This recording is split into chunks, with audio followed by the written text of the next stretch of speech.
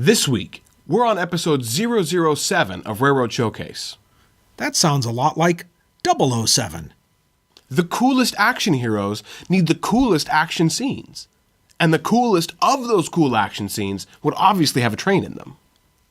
This is Railroad Showcase.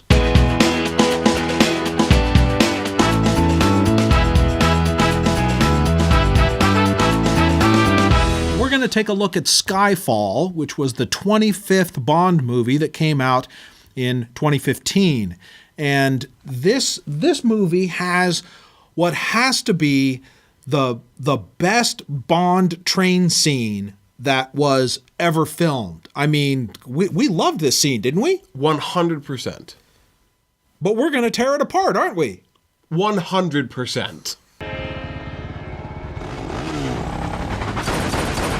So we're going to start out with a few of the things that we didn't like about the scene. And I know this is really minor, but for me, one of the things I didn't like was, what is it with the action guys that get angry and have to throw away a perfectly good gun just because it's run out of ammunition? Dramatic effect. One of the things that stood out to me right away was the strange consist of this train. It's a passenger train that for some reason has construction equipment and 5 brand new VW Bugs. So yes, that is a pretty odd combination. I mean, mixed consist trains used to be a lot more common, but construction equipment on the same flat car with brand new cars. Another thing that I just could not see as believable was the fact that he was able to uncouple the train with a small caliber handgun. I mean, give me a break. And what about the glad hands? Weren't they supposed to come apart at the coupling, not at a random point along the hose? Also, why didn't the train stop?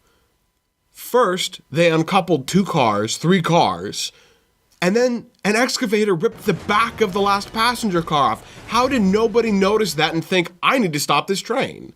Right, and when it came apart, why didn't the whole train just go into emergency? Of picking the scene apart, there were some things that we liked about it, an awful lot. So it's kind of a small thing, but I liked that they didn't have this train running at breakneck speeds.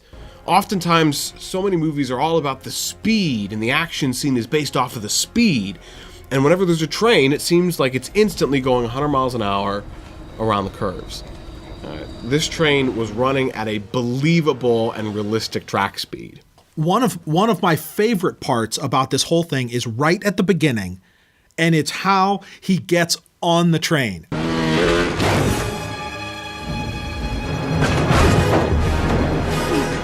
I mean, it's right on the edge of believability, the way he launches himself off of that motorcycle onto the train.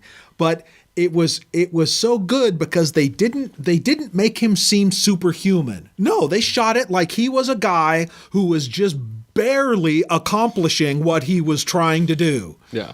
Well, didn't you ride when you were younger, Dad? Wasn't that how you got off motorcycles? Every time.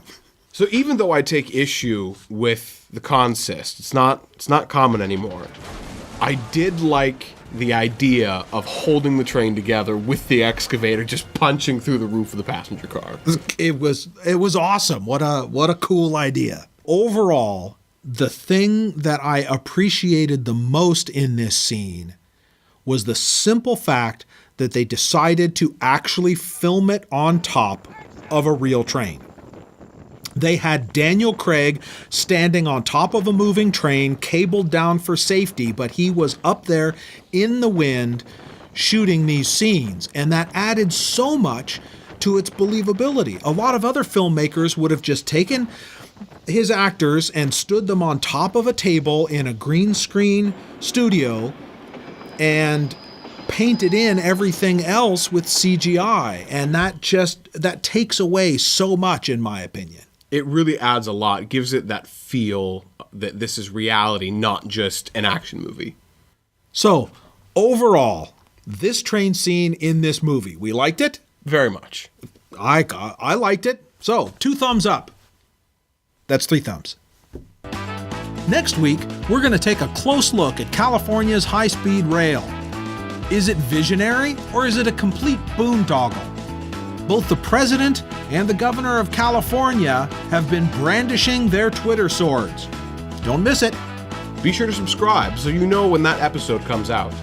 Thanks again for watching.